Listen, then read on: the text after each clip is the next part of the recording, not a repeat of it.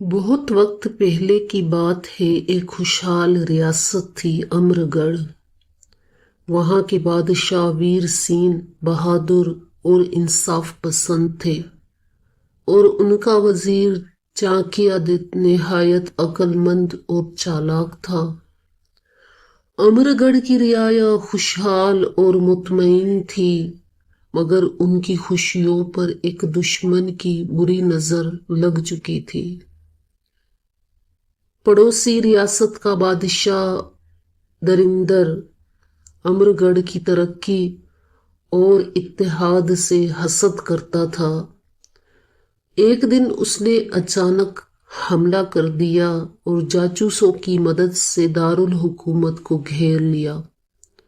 بادشاہ ویر سین کو دھوکے سے قید کر لیا گیا اور امر گڑھ پر دریندر کا قبضہ ہو گیا۔ وزیر چاکیادت کسی طرح بچ نکلے۔ انہوں نے جنگلوں میں چھپے ہوئے بستیوں میں پناہ لی اور وہیں سے منصوبے بنانا شروع کیے۔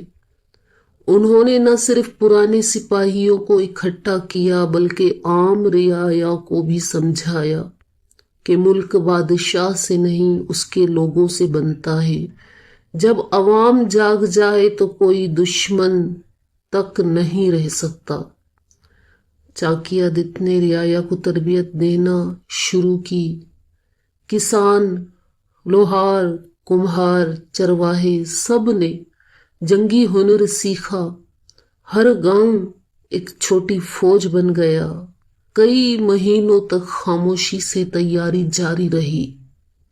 پھر ایک دن منصوبے کے مطابق چاروں طرف سے رات کے اندھیرے میں حملہ کیا گیا۔